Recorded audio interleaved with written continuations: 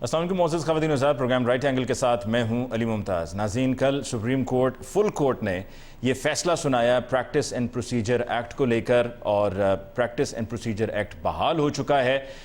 اس کے مختلف نکات ہیں اور تب سے لے کے اب تک یہی بحث چل رہی ہے کہ جی اس میں میاں محمد نواز شریف صاحب کے لیے کیا کوئی ریلیف ہے یا نہیں، جو ان پر کیسز تھے یا جو نااہل قرار پائے تھے ان کی نااہلی لے کر کیا سچویشن ہے، کیا ان کی نااہلی ختم ہو چکی ہے۔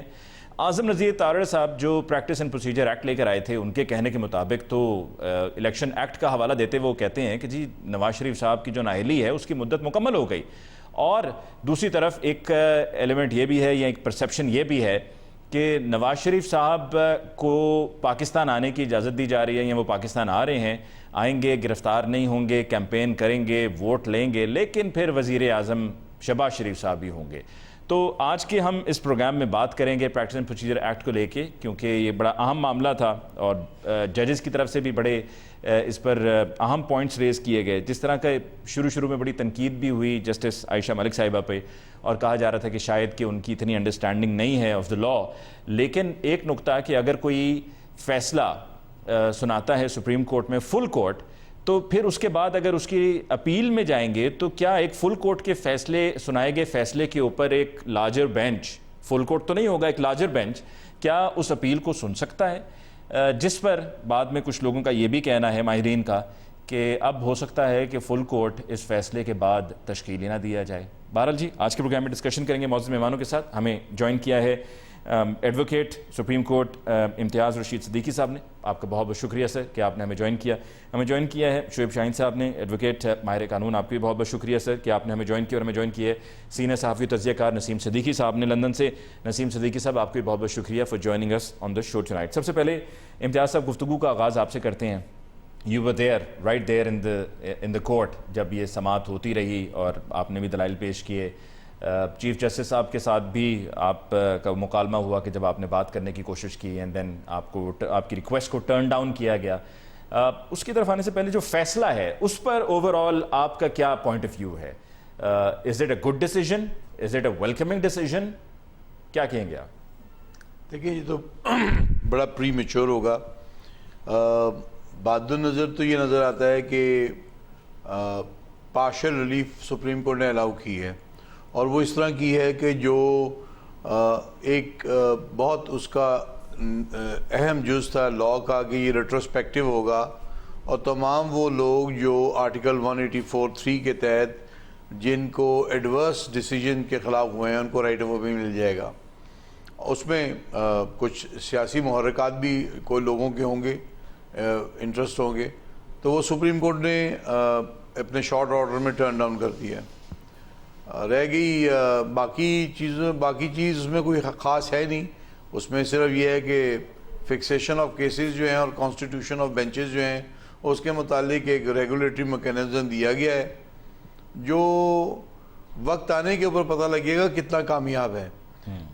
ماضی قریب کے اندر اگر آپ دیکھیں تو 18th امینڈمنٹ میں سپریم کورٹ میں کانسٹیٹیوشن میں ایک آرٹیکل 175 کے تحت ایک سپریم جوڈیشل کاؤنسل جو تھی، سپریم جوڈیشل کمیشن جو ہے، اس کا کانسیپٹ لایا گیا فار ایلیویشن آف ججز to the high court and supreme court. اس کا تجربہ اس وقت تو بہت زبردست کہا گیا تھا کہ یہ لینڈ مارک امینڈمنٹ ہے اور اس کے بڑے دور نتائج ہوں گے اور یہ ہوگا اور وہ ہوگا، وہ انفارچونیٹلی کامیاب نہیں ہوا۔ اسی طرح 18th امینڈمنٹ کے اندر صوبوں کو جو خود مختاری دی گئی، وہ بھی تجربہ کو اتنا زیادہ کامیاب نہیں ہوا۔ اس وقت پاکستان میں one of the biggest constitutional issues جو ڈائلیماز ہیں وہ ٹیکسیشن ہے صوبوں کے درمیان اور فیڈریشن کے درمیان، اور اس میں بے شمار مشکلات کا سامنا ہے، کیس در کیس کئی سالوں سے پینڈنگ ہے۔ ٹھیک ہے، اس واسطے یہ کہنا کہ یہ کوئی بہت زبردست اس کے نتائج ثابت ہوں گے، یہ تو آنے والا وقت بتائے گا۔ میرا ذاتی خیال ہے کہ نتائج کچھ اتنے اچھے ثابت نہیں ہوں گے۔ آپ نے کچھ اہم پوائنٹس ریز کیے ہیں جن پر میں آپ کی رائے لینا چاہوں گا further on as we move in the program. Shoaib Shaheen صاحب، اس فیصلے کے بعد ایک سوال یہ بھی اٹھایا جا رہا ہے کہ کیا اس فیصلے کا اطلاق ہائی کورٹس پر بھی ہوگا، اور کیا وہاں پر بھی اب بینچز کی تشکیل اسی طریقے سے ہوگی کہ جس طریقے سے پریکٹس اینڈ پروسیجر ایکٹ کے تحت سپریم کورٹ میں ہونی ہے؟ نہیں جی، پہلی بات تو یہ ہے کہ یہ بھی جو سپریم کورٹ میں بھی اطلاق ہوگا صرف آرٹیکل 184(3) کے کیسز کی حد تک ہوگا. یعنی وہ جو question of law of public importance involving fundamental rights کے جو کویسچنز ہوں گے، یعنی 184(3) کی جو پٹیشن ہوں گی، خواہ وہ سو موٹو ہو یا کوئی پٹیشن لے کر آئے، تو اس کی حد تک جو کانسٹیٹیوشنل بینچ ہوگا وہ صرف چیف جسٹس اکیلا نہیں، وہ 2 سینئر موسٹ ججز کے ساتھ مل کے کرے گا. جو ہائی کورٹس کا معاملہ ہے اس کے اندر تو ہائی کورٹ میں ایسی کوئی بات نہیں ہے، وہاں وہی چیف جسٹس اکیلا ہی کانسٹیٹیوشن آف بینچ کرے گا. اس لیے جب تک کہ وہاں یا وہ رولز میں امینڈ کر لیں یا وہاں کوئی کانسٹیٹیوشنل امینڈمنٹ آئے یا کوئی ایکٹ آف دی پارلیمنٹ کے ذریعے چینجز آئیں، پھر تو کوئی ممکن ہے. لیکن اس سے پہلے اس فیصلے کا اطلاق یا اس ایکٹ پروسیجر بل یا ایکٹ اب بن گیا ہے، اس کا جو اطلاق ہے وہ ہائی کورٹس پہ نہیں ہوگا، کیونکہ یہاں صرف سپریم کورٹ کی حد تک یہ کہا گیا ہے اور یہ پاورز دی گئی ہیں. لہٰذا کیا ہم یہ کہہ سکتے ہیں کہ آفٹر دس ڈیسیژن کہ یہ طے ہو گیا کہ پارلیمنٹ سپریم ہے اور مستقبل میں بھی اگر پارلیمنٹ چاہے تو سپریم کورٹ کے رولز میں رد و بدل کر سکتی ہے؟ دیکھیں، پہلی بات تو یہ ہے کہ پارلیمنٹ کی سپریمیسی کے اوپر تو نہ پہلے کوئی سوال تھا نہ آج کوئی سوال ہے، لیکن وہ پارلیمنٹ پابند ہے کانسٹیٹیوشن کی. اگر کوئی ان کانسٹیٹیوشنل فیصلہ کریں گے، یعنی ان کانسٹیٹیوشنل کوئی لیجسلیشن کریں گے، وہ سپریم کورٹ یا ہائی کورٹ کا سنگل جج بھی اس کو نلیفائی کر سکتا ہے. آپ نے دیکھا اس فیصلے کے اندر بھی 2 قسم کے فیصلے ہیں. ایک فیصلہ وہ ہے کہ جس کے ذریعے میجورٹی باقی جو شکے ہیں اس کی حد تک پٹیشن ڈسمس ہوئی ہیں، لیکن سیکشن 5 سب سیکشن 2 کے تحت جو ریٹروسپیکٹیو اپلیکیبلٹی تھی اس کی حد تک وہ سیکشن 5(2) الٹرا وائرس ڈکلیئر ہوا ہے. یعنی وہ تو پھر سپریمیسی والا ایبسولوٹ رول یا ایبسولوٹ لا نہیں ہے. دیکھیں، اس لحاظ سے تو کانسٹیٹیوشن سب سے سپریم لا ہے، اس کو تبدیل کرنے کا اختیار بھی پارلیمنٹ کے پاس ہے، بٹ ود 2/3 میجورٹی. لیکن یہ نہیں ہو سکتا کہ آپ کوئی قانون سازی کریں اور وہ آئین کے خلاف کر دیں کہ جی آپ کہیں ہم تو سپریم ہیں جو چاہیں کر لیں. یہاں جو اب ڈیٹیل ریزننگ آئے گی اس کے اندر یہ بیسک جو ہم پریزیوم کر رہے ہیں وہ چیز آئے گی کہ سپریم کورٹ کی جو جوریسڈکشن اور کمپیٹنس ہے اس کو انٹرفیئر نہیں کیا، اس کو ریڈیوس نہیں کیا، بلکہ اس کو انلارج کیا ہے. دیٹ از دی ریزن کہ انہوں نے کہا ہے کہ ان باقی جو پروویژنز ہیں وہ لافل ہیں، اس کو ہم نہیں چھیڑ چھاڑ کرتے. لیکن جہاں وہ ان لافل تھی اس کو سپریم کورٹ نے خود نلیفائی کیا ہے، الٹرا وائرس ڈکلیئر کیا ہے میجورٹی ویو سے. تو میرا خیال ہے کہ اس کے اندر یہ تو بات طے ہو گئی ہے کہ فیوچر میں بھی اس طرح کے ایکٹس ترمیم کے ذریعے یا سب لیجسلیشن کے ذریعے اس طرح کی ترمیم ہوتی رہے گی. ہمارا پوائنٹ آف ویو یا صدیقی صاحب کا پوائنٹ آف ویو تو یہ بڑا واضح تھا کہ آئین میں ترمیم کیے بغیر آپ سپریم کورٹ میں رائٹ آف اپیل دینا ہی مناسب نہیں تھا. اور اگر آپ فیصلے کی روح دیکھیں اور فیصلے میں پیرا 2 اور 3 دیکھیں تو ایک جو جن 5 معزز جج صاحبان نے روٹین میں جو باقی 5 ممبرز نے اس کا کہا ڈفرینس آف اوپینین دی اور 10 ججز نے کہا کہ نہیں یہ پٹیشن ڈسمس ہوتی ہیں. لیکن جسٹس یحییٰ آفریدی صاحب نے اس میں مزید ڈفرینٹ آف اوپینین دیا. انہوں نے کہا ٹھیک ہے روٹین میں یہ درست ہے لیکن رائٹ آف اپیل آپ کانسٹیٹیوشنل امینڈمنٹ کے ذریعے نہیں دے سکتے. پریزیومیبلی انہوں نے یہی ریزن دیں گے، ابھی ریزن تو نہیں آئی لیکن انہوں نے right of appeal section 5 sub section 1 میں بھی ڈسمس کر دیا. اسی طرح باقی 3 جج صاحبان نے انکلوڈنگ یحییٰ آفریدی صاحب، محمد علی مظہر صاحب اور جسٹس اطہر رضوی صاحب، جو کہ حسن اطہر رضوی صاحب جن کی ویسے رائے یہ تھی کہ یہ پٹیشنیں ڈسمس ہونی چاہیے، لیکن right of appeal with retrospective applicability کو انہوں نے نلیفائی کیا ہے، الٹرا وائرس ڈکلیئر کیا ہے. تو اس لیے یہ ایبسولوٹ رول نہیں ہے کہ پارلیمنٹ سپریم ہے لیکن وہ سبجیکٹ ٹو کانسٹیٹیوشن ہے، وہ پابند ہے آئین کے مطابق چلنے کی. اسی طرح سپریم کورٹ کے فیصلے بھی اس ہر جو لا ہوتا ہے اس کے کنٹیکسٹ میں ہوتا ہے. وہ یہ نہیں ہوتا کہ آج اگر ایک بات کر دی گئی ہے تو وہ ایبسولوٹ ہو گئی، وہ سب کیسز میں اس کا اطلاق کر دیں گے، وہ درست بات نہیں ہے. ٹھیک، لیکن اس میں شعیب شاہین صاحب جو سوال فرام دا پبلک پرسپیکٹو وہ یہ ہے کہ نواز شریف صاحب کی نااہلی، کیا نواز شریف صاحب کو اس میں کوئی ریلیف ملا ہے؟ کیونکہ اس کی انٹرپریٹیشن پر بات ہو رہی ہے کہ اعظم رضی طاہر صاحب یہ کہہ رہے ہیں انٹرپریٹیشن ان کی کچھ اور ہے اور پھر دیگر کچھ اور سینئر وکلاء کی انٹرپریٹیشن کچھ اور ہے. تو کیا ریلیف ملا ہے نواز شریف صاحب کو اس میں؟ اور ان کی جو نااہلی تھی اس کی مدت اور الیکشن ایکٹ کے حوالے سے اس کا ریفرنس دیتے ہوئے کیا کہیں وہاں پر ان کو کچھ ریلیف ملا ہے؟ دیکھیں، اس کے اندر 3 ایشوز ہیں جو بڑے اہم ہیں. پہلا ایشو تو یہ تھا کہ اس امینڈمنٹ کے پیچھے ان کی جو نیت تھی، جو پرسن اسپیسیفک یہ لا بنایا گیا تھا، ان کی نیت یہ تھی کہ ہم بیک ڈیٹڈ اپیل فائل کریں گے، چونکہ اس کے اندر ریٹروسپیکٹیو اپلیکیبلٹی دے گی تھی. ہم اپیل فائل کریں گے اور اس اپیل کے اندر 60 ڈیز کا ٹائم تھا اور ہم اس ججمنٹ کو ریورس کرا لیں گے جس نے تاحیات نااہلی کی بات کی تھی. ایک آسپیکٹ یہ ہے. جی. دوسرا آسپیکٹ اس کے اندر یہ تھا جو اس کے اندر وہ اس کو ختم کر دیا گیا اور انہوں نے کہا نہیں آپ نہیں کر سکتے. ایک اور آسپیکٹ اس کے اندر ہے کہ سپریم کورٹ نے آرٹیکل 62(1)(f) کے تحت یہ ڈٹرمن کر دیا ہے کہ جس کی نااہلی 62(1)(f) میں ہوگی وہ تاحیات تصور کی جائے گی. اب لہٰذا اس کی جب انٹرپریشن آئین کی طرف کر دی تو الیکشن ایکٹ میں جو ترمیم آئی ہے وہ ترمیم جو ہے سپریم کورٹ کی ججمنٹ کو نلیفائی نہیں کر سکتی. ہاں یہ کر سکتی تھی پارلیمنٹ، لیکن وہ پھر اس میں لکھتے ہیں not well standing any thing contained in the judgment of the supreme court, جو نااہلی ہے یا ڈسکوالیفیکیشن انڈر آرٹیکل 62(1)(f) ہے that is fix for 5 years. پھر تو ہم کہہ سکتے تھے کہ وہ جو ریزن تھی اس کو ریموو کر دیا. لیکن سمپل لیجسلیشن کے ذریعے، الیکشن ایکٹ میں ترمیم کے ذریعے یہ کہہ دینا کہ 62(1)(f) میں جو نااہلی ہے وہ 5 سال کے لیے تصور ہوگی، میرا خیال ہے اس سے نہ تو ججمنٹ نلیفائی ہوتی ہے، نہ ہی اس سے آرٹیکل 62(1)(f) کی ٹرو لیٹر اسپرٹ انٹرپریشن جو سپریم کورٹ کر چکی ہے وہ ختم ہوتی ہے. ہاں سپریم کورٹ اگر فیوچر میں بیٹھ کے وہ 5 ججز کی بجائے 6 یا 7 ججز یا 8 ججز یہ فیصلہ کرتے ہیں کہ نہیں وہ نااہلی تاحیات والی جو کہا گیا ہے وہ بالکل غلط ہے، وہ درست نہیں ہے، وہ آئین کی پراپر انٹرپریشن نہیں ہے، پھر تو اس کا فائدہ نواز شریف کو ہو سکتا ہے. لیکن میرا نہیں خیال کہ اس وقت ان کو فائدہ یعنی کہ آپ یہ کہہ رہے ہیں کہ اس کے لیے ایک علیحدہ سے اگر پٹیشن فائل ہو اور پھر علیحدہ سے اس کو سنا جائے اور اس میں 62(1)(f) کو ایڈریس کیا جائے تو پھر وہاں پر یہ طے ہو سکتا ہے کہ تاحیات نااہلی ہے یا نہیں ہے.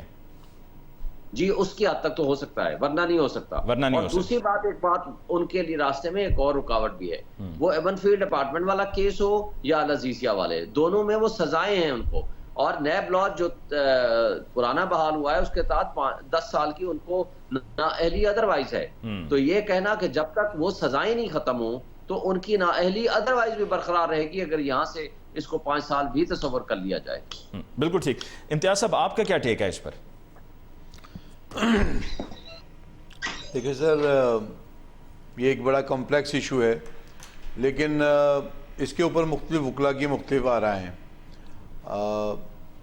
اس جو نواز شریف صاحب کی ڈسکوالیفیکیشن ہے وہ پرماننٹ نیچر کی ہے، لیکن ان کے وکلا کا کہنا ہے کہ الیکشن لاز کے اندر جو ریسنٹ امینڈمنٹ آئی ہے اس سے انہوں نے اس کی ڈسکوالیفیکیشن کی لمٹ 5 سال کر دی ہے اور اس سے نواز شریف صاحب بینیفٹ اٹھائیں گے. میرے ذاتی خیال میں یہ ان کا امپریشن ٹھیک نہیں ہے، کیونکہ اگر جوڈیشل پروناؤنسمنٹ آ گئی ہے تو جب تک وہ judicial pronouncement specially that of the supreme court neutralize نہیں ہوتی by the court itself, اس وقت تک ان کی ڈسکوالیفیکیشن جو ہے وہ کنٹینیو کرے گی، نمبر 1. اور لا انڈیا اور پاکستان اور دوسرے ممالک کا یہی ہے، جہاں پہ بھی اینگلو سیکسن لا اپلائی کرتا ہے، کہ جوڈیشل ڈٹرمنیشن یا جوڈیشل فیصلے کو آپ short of constitutional amendment neutralise نہیں کر سکتے. تو بعد نظر تو یہی نظر آتا ہے کہ ان کی ڈسکوالیفیکیشن انٹیکٹ ہے، اور یہ پروویژن جو سپریم کورٹ نے ریٹروسپیکٹیو اپیل فائل کرنے کی کالعدم کر دی ہے، اس سے وہ راستہ جو ہے اس ڈسکوالیفیکیشن کو نیوٹرلائز کرانے کا وہ ختم ہو گیا ہے. ٹھیک ہے. اب ان ریئلٹی کیا ہوگا؟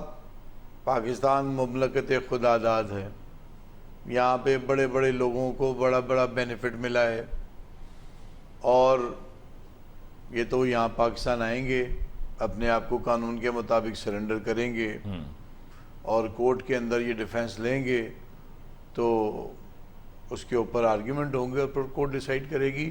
بٹ میرا نہیں خیال کہ ان کی ڈسکوالیفیکیشن اتنی آسانی سے ختم ہوگی.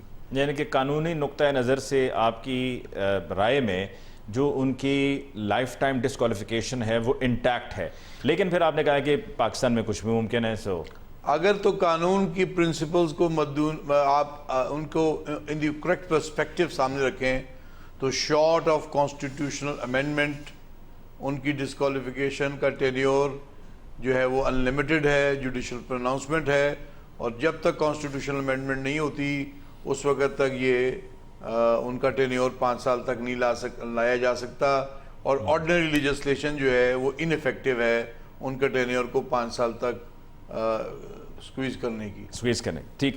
نسیم صدیقی صاحب آپ کی طرف آتے ہیں. لندن میں آپ بیٹھے ہوئے ہیں. لندن میں ماشاءاللہ آپ اور آپ کے ساتھ اور بھی بہت سے صحافی دیگر وہاں پر روزانہ ہی جا کر ایون فیلڈ اور پھر اسٹینو پلیس جہاں پر دفتر ہے ان کے نواز شریف صاحب کے صاحبزادے کا، وہاں سے کوریج بھی کرتے رہے ہیں.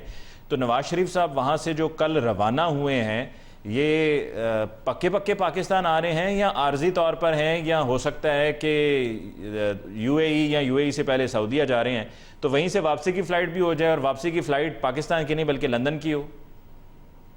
نہیں، میرے خیال سے علی ممتاز صاحب اس طرح کوئی بات نہیں ہے، کیونکہ پاکستان کے اندر ابھی میرے دونوں بڑے بہترین دوست جو ہیں یہ قانون کے اوپر بات کر رہے تھے. تو آئین اور قانون ہے کہاں پاکستان میں تو اس وقت اندھا قانون چل رہا ہے. جو اعظم نذیر تارڑ صاحب بات کہہ دیں وہی بات آگے لے کے چلی جاتی ہے. تو میرے خیال سے ساری ڈیل ڈن ہو چکی ہوئی ہے. نواز شریف صاحب سعودی عرب جائیں گے، وہاں پہ ملاقاتیں ہیں، کچھ گارنٹیز وہاں سے دی گئی ہیں، کچھ یو اے ای سے دی جائیں گی. تو وہ اب یہ طے ہے 21 اکتوبر کو وہ پاکستان پہنچیں گے. یہ نااہلی وغیرہ کی باتیں چھوڑ دیں. جب آئین پہ نہیں عمل ہو رہا، آئین کہتا ہے کہ 90 دن میں الیکشن کروائیں، نہ پنجاب کے کروائے گئے، نہ خیبر پختونخوا کے، اور نہ ہی قومی اسمبلی کے. تو ہم کس آئین اور قانون کی بات کر رہے ہیں یہاں پہ؟ تو جس کی لاٹھی اس کی بھینس والا رول چل رہا ہے. معاملات طے پا چکے ہیں. نواز شریف صاحب پاکستان پہنچیں گے، ان کو راہداری ضمانتیں ملیں گی، وہ تقریریں بھی کریں گے، وہ جلسے بھی کریں گے.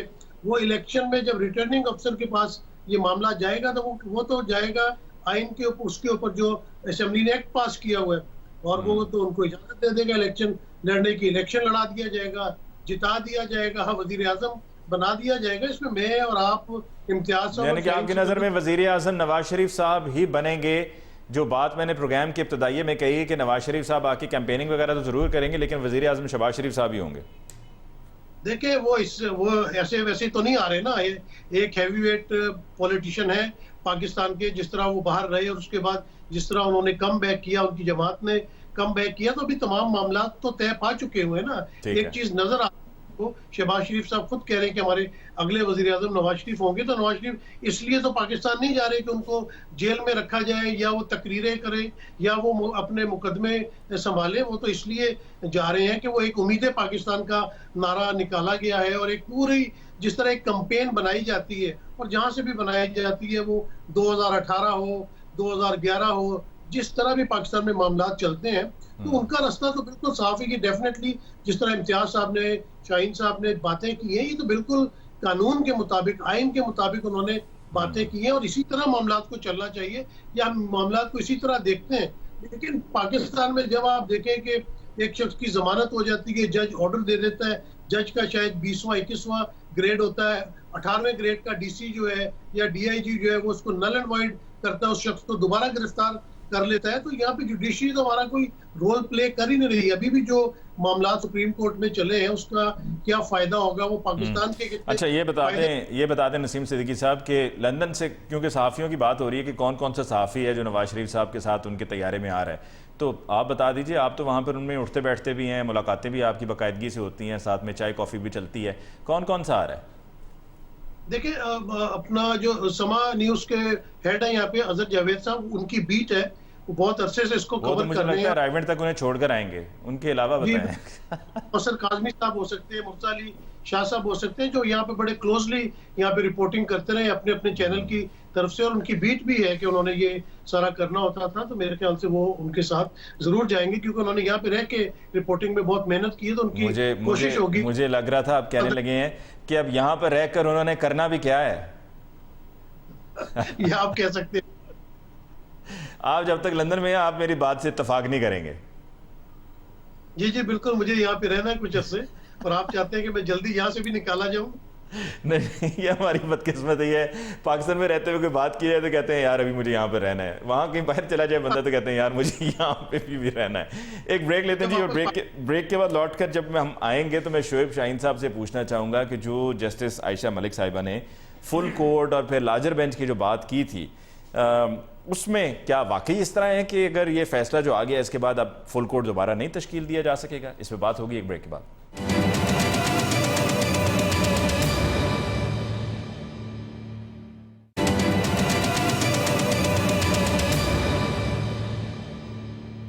Welcome back after break. کی ڈسکشن کو آگے بڑھاتے ہیں. شعیب شاہین صاحب، جسٹس عائشہ ملک صاحبہ نے جو نقطہ اٹھایا تھا اس پر آپ کی کیا رائے ہے؟ وقفے پہ جاتے ہوئے میں نے مختصراً اس کی بات کی. جی دیکھیں، وہ بھی بڑا اہم ایک اسپیکٹ تھا کہ 184(3) کے تحت اگر پروسیڈنگز یہ ہوتی ہیں، کیونکہ 184(3) کا وہ قانون اگر ریسٹور ہو جاتا ہے اور اگر اپیل، جو کہ اب پراسپیکٹیو اپیل کا رائٹ دے دیا گیا ہے، تو اب اپیل کہاں ہوگی؟ تو اب اس کیس میں تو اپیل ہوگی انفرکٹرس، اور آج کے بعد جو 184(3) کا کوئی بھی کیس ہوگا وہ فل کورٹ میں نہیں لگے گا، وہ فل کورٹ میں ہو بھی نہیں سکتا ہے، چونکہ اس کے لیے یہ ضروری ہے کہ جب آپ 184(3) میں کیس فیصلہ کریں گے تو اس کا لارجر بینچ اس کی اپیل سنے گا. مثلا اگر آج تو 15 جج ہیں، تو 15 جج کا مطلب ہے کہ آپ 7 ججز سے زیادہ کا بینچ نہیں بن سکتا. کل کلا اگر 17 ججز ہو گئے تو تب 8 ججز سے زیادہ کا بینچ کانسٹیٹیوٹ نہیں ہو سکتا. لہذا فل کورٹ کا کانسیپٹ تو تقریباً آپ فیوچر میں تو محال ہو جائے گا، چونکہ رائٹ آف اپیل ہے اس کے اندر. لہٰذا لارجر بینچ جو ہے وہ پھر فیصلہ کرے گا 8 ججز کا یا 9 ججز کا کہ جی اس کیس میں کیا ہونا چاہیے. جو پرانا کانسیپٹ تھا فل کورٹ بنانے والا جیسے اس کیس میں بیٹھا ہے، تو وہ اب پریکٹیکلی وہ نہیں ہو سکے گا. اور اچھا، لیکن اس میں قطع کلامی کے لیے معذرت شعیب شاہین صاحب، صرف یہ ذرا واضح کر دیجئے گا کہ اگر فرض کیجئے لارجر بینچ ایک کیس کو سنتا ہے اور فیصلہ سناتا ہے تو اس کی جو اپیل ہے وہ اپیل کیا فل کورٹ کے سامنے لگ سکے گی؟ نہیں، وہ فل کورٹ کی لفظ کی تو فل کورٹ میں جس نے اپیل جو ہوتی ہے، جس میں جن ججز نے فیصلہ کیا ہوتا ہے وہ وہ اپیل میں نہیں بیٹھ سکتے. لہٰذا فل کورٹ تو ختم ہو گئی، فل کورٹ کا کنسیپٹ ہی ختم ہو گیا. یا تو آپ پہلے دن ہی فل کورٹ بنا دیں، پھر آپ پریکٹیکلی رائٹ آف اپیل اس کا آپ نے پہلے دن ہی ختم کر دیا بندے کا. لیکن اگر آپ نے رائٹ آف اپیل سسٹین رکھنی ہے، برقرار رکھنی ہے، تو پھر آپ کو کم سے کم زیادہ سے زیادہ بھی جج اگر رکھنے ہیں تو وہ 7 سے 8 رکھ سکتے ہیں، اس سے زیادہ نہیں رکھ سکتے. اگر فل کورٹ بنائیں گے تو پھر آپ رائٹ آف اپیل اس کا جو اسٹیچوٹری رائٹ ہے بندے کا، جو اس ججمنٹ کے ذریعے بھی اس لا کے ذریعے بھی آپ نے دیا ہے، وہ رائٹ آف اپیل اس کا ختم کرنا پڑے گا. ٹھیک. امتیاز صاحب، شارٹ آرڈر کا بھی ابھی آپ نے شروع میں ہی جب آپ بات کر رہے تھے آپ نے کہا شارٹ آرڈر، پھر شعیب شاہین صاحب نے بھی بات کی. کیا ابھی it's little too early to tell کہ جی what exactly is the detail of the judgment, یا آپ سمجھتے ہیں کہ جو آ گیا ہے فیصلہ اس سے کافی چیزیں واضح ہو گئی ہیں، تفصیلی جو ججمنٹ ہے اس کی کوئی اتنی خاص ضرورت نہیں ہے؟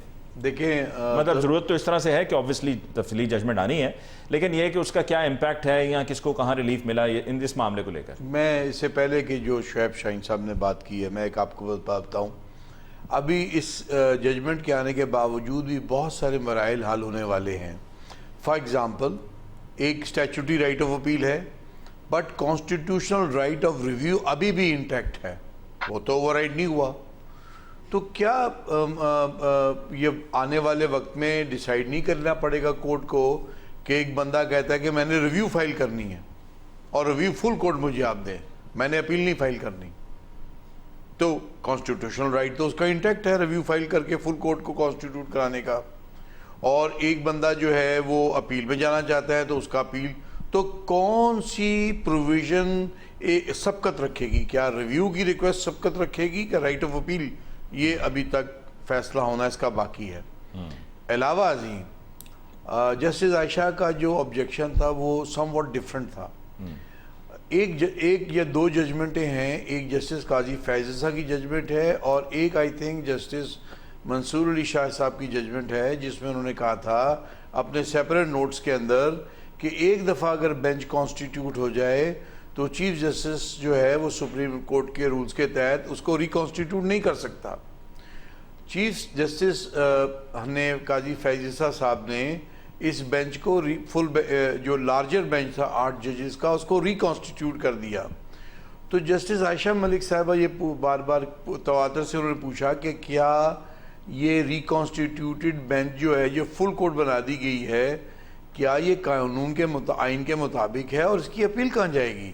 اگر آپ نے یہ کام کیا ہے تو وہ ایکچولی ریکانسٹیٹیوشن آف دی بینچ کے اوپر آبجیکشن ریز کر رہی تھیں.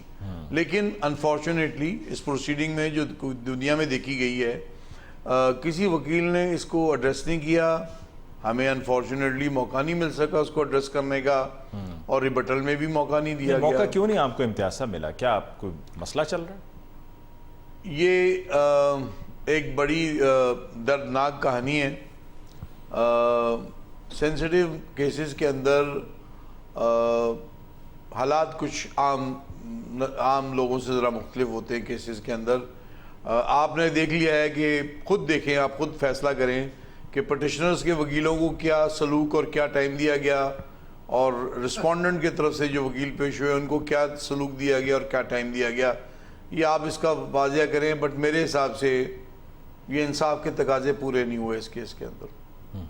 انصاف کے تقاضے آپ کی نظر میں پورے نہیں ہوئے. نسیم صدیقی صاحب, آپ کی طرف آتے ہوئے, آپ مستقبل میں حالات کو کس طرف جاتا ہوا دیکھ رہے ہیں؟ آپ نے کہا کہ اس کو ایک سلوگن بھی دیا گیا ہے نواز شریف صاحب کی فلائٹ کو. کیا آپ نے بتایا امید سحر, امید پاکستان؟ تو کیا امید پاکستان پاکستانیوں کی امیدوں پر, توقعات پر پورا اتریں گے؟ علی دیکھیں, جس طرح ابھی امتیاز صاحب نے بڑی پیاری بات کی ہے, یہ جو آپ پر سوشل میڈیا آ گیا ہے یا جو اب ہماری نوجوان نسل ہے نا, یہ بڑی انٹیلیجنٹ ہے. یہ سب چیزیں دیکھتے ہیں. انہوں نے جس طرح یہ پریکٹس اینڈ پروسیجر ایکٹ کو ٹیلی ویژن کے اوپر ٹیلی کاسٹ کیا ہے نا, تو لوگوں نے دیکھا ہے کہ کس طرح کا سلوک پٹیشنرز کے ساتھ کیا گیا, کس طرح رسپونڈنٹس کے ساتھ کیا گیا. تو اب یہ جو پاکستان میں ایک ڈویژن پیدا ہوتی جا رہی ہے اور فیوریٹزم آتا جا رہا ہے, یہ پاکستان کے لیے بہت نقصان دہ ہے. پھر آپ 30-35 سال پٹے ہوئے فارمولے کو اس کے اوپر ری پینٹ کر کے آپ اس کو دوبارہ پیش کرنے جا رہے ہیں. 20 سال سے یہ 99 سے سلوگن لگ رہا ہے کہ ہائی جیکر ہے نواز شریف صاحب, کرپٹ ہے, زرداری صاحب کرپٹ ہے, ملک لوٹ لیا. اور پھر آپ نے دیکھا کہ جس طرح رجیم چینج ہوئی ہے اور اس کے بعد شہباز شریف صاحب آئے ہیں, اب چیزیں سامنے آ رہی ہیں کہ قومی اسمبلی میں بل تک جو پاس کیے گئے, خاص کر کے وہ جو یونیورسٹیز والا بل تھا, وہ پیسے لے کے پاس کیے گئے. کرپشن سے کوئی باز نہیں آتا. جس طرح آٹا سکینڈل آیا, شاید خاقان عباسی نے کہا کہ یہ جنہوں نے آٹا بانٹا ہے اس میں 20 ارب کا گھپلا ہے. تو آپ 30-35 سال والے فارمولے کو دوبارہ اپلائی کرنے لگے ہیں. وہی تجربے کرنے والے لوگ ہیں جن کے تجربے بار بار ناکام ہو رہے ہیں. نواز شریف صاحب کے آنے سے کیا ہو جائے گا؟ کیا پاکستان کی اکانومی بہتر ہو جائے گی؟ کیا ہماری ایکسپورٹس بہتر ہو جائیں گی؟ کیا ہماری انڈسٹری بہتر ہو جائے گی؟ صرف ایک انا اور ضد چل رہی ہے کہ آپ نے نواز شریف کو واپس لے کے آنا. کیا پاکستان میں باقی اور سیاستدان نہیں ہیں جو بہتر پرفارمنس؟ اچھا نسیم صدیقی صاحب, یہ بتائیے گا ہمارے ہائی کمشنر وہاں پر کیا کر رہے تھے؟ اطلاعات تو یہی ہے کہ جو ویڈیو آئی ہے وہ ہیتھرو ایئرپورٹ کی ہے, کہ وہاں پر وہ بیٹھے ہوئے ہیں اور ان کی جو ویڈیو ہے اس میں وہ ان کو بیانیہ بھی سجیسٹ کر رہے ہیں, اور نواز شریف صاحب نے ان سے کہا ہے کہ ہاں جی تسی دسو. تو وہ وہاں پر ہمارے ہائی کمشنر فیصل صاحب بیٹھ کر وہاں پر بیانیہ بتا رہے ہیں نواز شریف صاحب کو. آپ اس سے اندازہ لگا لیں کہ اتنے بڑے لیڈر ہیں نواز شریف صاحب, اور وہ فیصل صاحب بہرحال بڑے انٹیلیجنٹ آدمی ہیں, ہم نے ان کے ساتھ کام کیا ہے جب وہ دفتر خارجہ میں اسپوکس پرسن ہوتے تھے. ان سے پوچھ رہے ہیں کہ جی بیانیہ, اور پھر پاکستان کا یہی حال ہے جو بات میں نے پہلے کی ہے. دیکھیں ہائی کمشنر بیچارہ ایک مطلب بیوروکریٹ ہوتا ہے, لیکن نوکر ہی ہوتا ہے نا, اس کو تو جو انسٹرکشن آنی ہے ان کو یہ ذرا فیصلہ کر لیں وہ انٹیلیجنٹ زیادہ ہیں یا خوش آمدی زیادہ ہیں. دیکھیں میں اس طرح کی بات کو پرسنل وہ موجود نہیں کہنا چاہتا, لیکن ہمارے ملک میں کام کرنا, نوکری کرنا بڑا ایک مشکل کام ہوتا ہے. جب آپ کو اوپر سے انسٹرکشنز آتی ہیں تو آپ کو تو بادل نخواستہ اس کے اوپر عمل کرنا پڑتا ہے. ہمارے ملک کا سسٹم ہی ٹھیک نہیں ہے. اب آپ دیکھیں نا کہ آپ کہہ رہے ہیں کہ لیول پلینگ فیلڈ ہونی چاہیے, جو سلوک پی ٹی آئی والوں کے ساتھ ہو رہا ہے, یا جس طرح ابھی بھی آپ نے نگران سیٹ اپ کے اندر توقیر شاہ پرنسپل سیکرٹری بیٹھے ہوئے ہیں, فواد حسن فواد وہاں بیٹھے ہوئے ہیں, احد چیمہ وہاں بیٹھے ہوئے ہیں. اور حیران کن بات تو یہ ہے کہ آپ دیکھیں کہ بشیر میمن صاحب نے نون لیگ جوائن کر لی ہے. تو یہ کیا موکری آف دا لا ہے, موکری آف دا پولیٹکس ہے. ہمیں بیوقوف سمجھتے ہیں ہم سب, آپ لوگ ہم بیوقوف بیٹھے ہوئے ہیں. ہمیں جو دکھا دیا جاتا ہے, جو پڑھا دیا جاتا ہے, بس ہم اس کو سچ سمجھنا شروع کر دیتے ہیں. ملک میں اس طرح حالات نہیں ٹھیک ہوں گے. جو آپ کا بیسک کوشچن تھا, دیکھیں جو کام سیاسی گورنمنٹس کا ہے, جس طرح ہمارے army chief general Asim Munir صاحب کا ایک ویژن تھا, جس طرح وہ ویژن کو لے کے چلے, وہ دہشت گردی کو بھی ٹیکل کر رہے ہیں, وہ اسمگلنگ کو بھی ٹیکل کر رہے ہیں, وہ باقی چیزوں کو بھی دیکھ رہے ہیں. وہ ان کا کام نہیں ہے.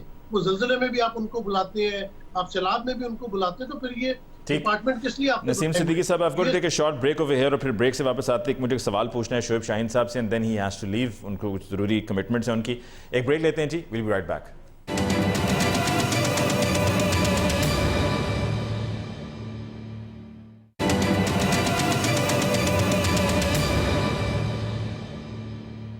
वेलकम बैक आफ्टर ब्रेक जी.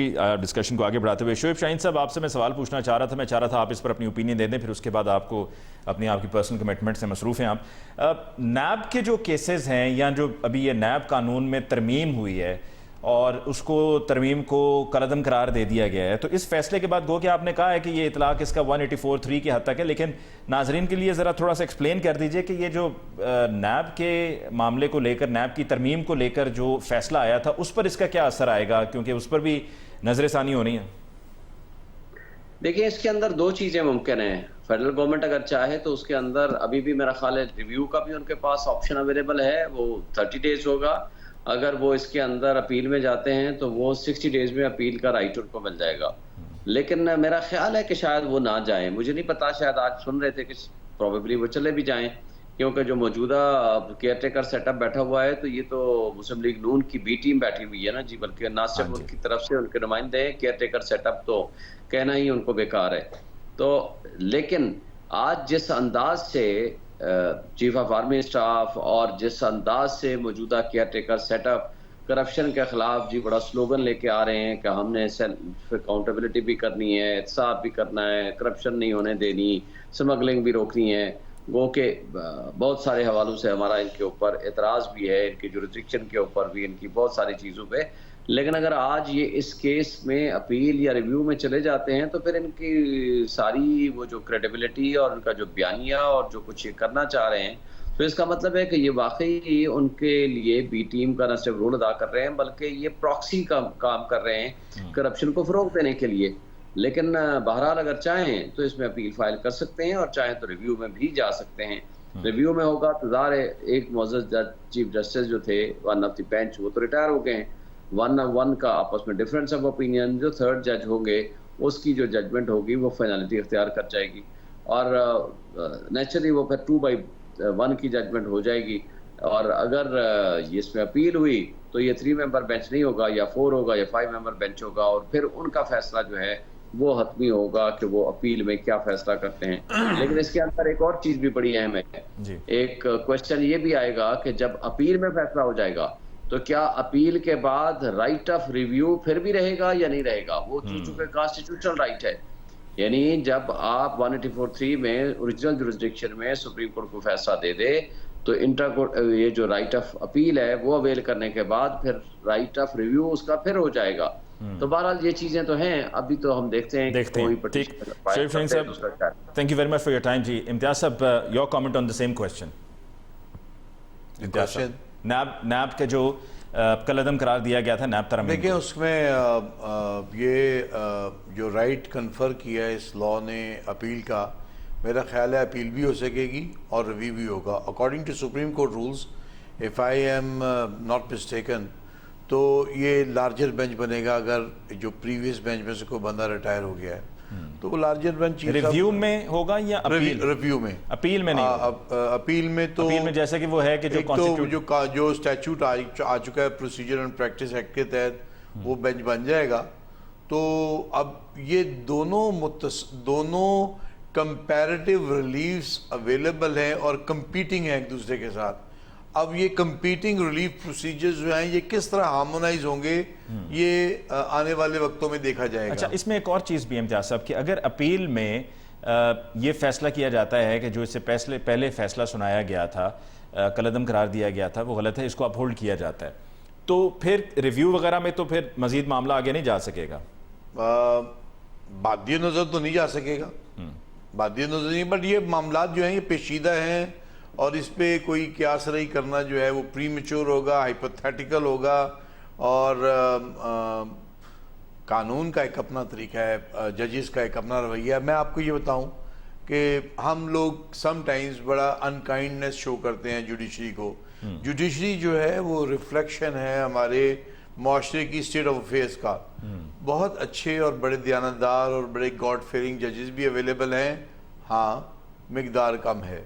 لیکن وہ لوگ پوری کوشش کر رہے ہیں اپنی حیثیت سے قانون اور آئین کی حکمرانی قائم کرنے کے لیے پاکستان میں. اب وہ کتنے کامیاب ہیں یا کتنے کامیاب ہوں گے یا ان کا ہسٹوریکل پرسپیکٹیو میں کیا رول رہا ہے، یہ پھر اب عوام جو ہے آپ لوگ دیکھیں اور اس کو آنے والا وقت بتائے گا.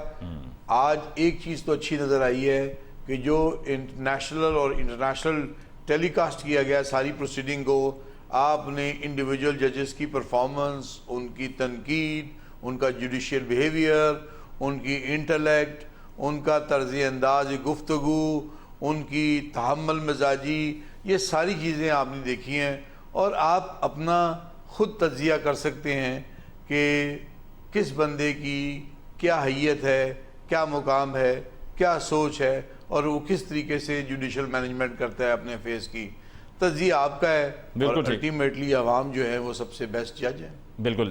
نسیم صدیقی صاحب، کلوزنگ کامنٹ فرام یو. اور بلکہ تجزیے کی انہوں نے بات کی ابھی امتیاز صاحب نے، تو تجزیہ آپ دے دیجئے کیونکہ آپ تجزیہ کار ہیں. دیکھیں علی، بات یہ ہے کہ میں آپ کو ایک چھوٹا سا واقعہ سناؤں گا کہ جب سیکنڈ ورلڈ وار کے بعد سر ونسٹن چرچل جو وزیر اعظم تھے برطانیہ کے، اس وقت وہ جب برطانیہ کے گلیوں میں نکلے نا تو انہوں نے دیکھا کہ لوگ ڈبل روٹی تک کے لیے لائن میں لگ کے کھڑے، تو انہوں نے کہا یہ تو ملک کی بہت صورتحال بری ہے. تھوڑی دیر بعد انہوں نے پوچھا اپنے ساتھیوں سے کہ ہماری جوڈیشری کیسا کام کر رہی ہے، تو انہوں نے کہا جوڈیشری از ورکنگ 24 آورز اور بڑا محنت کے ساتھ کام کر رہی ہے. تو انہوں نے کہا انشاءاللہ تو انہوں نے نہیں کہا، لیکن یہ کہا کہ حالات بہتر ہو جائیں گے. اب پاکستان میں یہی مسئلہ ہے کہ اگر رول آف لا ہو، جس ملک میں آئین نہیں ہے، قانون نہیں ہے. امتیاز صاحب نے بڑی پیاری بات کی کہ ابھی اچھے لوگ موجود ہیں اور دنیا نے دیکھا ہے کہ ان کا انٹلیکٹ کیا ہے، ان کے کوسچنز کیسے تھے، یہ سب دنیا دیکھ رہی ہے. لیکن وہی ہے کہ میجورٹی اس وقت جو ہے نا ہمارا معاشرہ، میجورٹی لوگ، وہ میرے خیال سے صحیح ڈائریکشن میں نہیں ہے. پاکستان ایک بہت پیارا ملک ہے لیکن صحیح ڈائریکشن میں نہیں جا رہا. ہم وہی دوبارہ تجربے جو کرپٹ لوگ تھے انہی کو لا کے ہم پاکستان صحیح کرنا چاہ رہے ہیں. اس طرح پاکستان صحیح نہیں ہوگا. جو نوجوان نسل ہے اسے آپ بتاتے رہے عمران خان مسیحا ہے، عمران خان جو ہے سیور ہے آپ کو، اور یہ باقی لوگ کرپٹ ہے، اور ایک دم سے 20 سال بعد آپ کہتے ہیں جی کہ یہ فرشتے ہیں اور وہ جو ہے وہ کرپٹ آدمی ہے. تو اب یہ دنیا ماننے پہ تیار نہیں. نوجوان نسل نسیم صدیقی صاحب چھوڑیں ساری باتیں، آ جائیں پاکستان آپ کو 125 موٹر سائیکل بھی دلوائیں اور گرما گرم دیگیں کھلوائیں. آ جائیں آپ، یقین مانیے آپ کی مرضی کے عین مطابق، رنگ آپ کی مرضی کا ہوگا، موٹر سائیکل کا آپ بتا دیجئے گا، اور دیکھ بھی جو آپ فرمائش کریں گے وہ بنوائیں گے. جلسے میں جانا ہے. تباہی کے دھانے پہ پہنچائے ہوئے ہم پاکستان کے بارے میں سوچتے ہیں، سب کو پاکستان کے بارے میں سوچنا چاہیے. چلے، بہت بہت شکریہ نسیم صدیقی صاحب آپ کا. شعیب شاہین صاحب ہمارے ساتھ ہیں، ان کا بھی بہت بہت شکریہ. امتیاز صاحب آپ کی بہت بہت شکریہ. ناظرین، اس کے ساتھ ہی آج کے پروگرام کا وقت ختم ہوا چاہتا ہے. مجھے علی ممتاز کو دیجیے اجازت. اللہ نگہبان.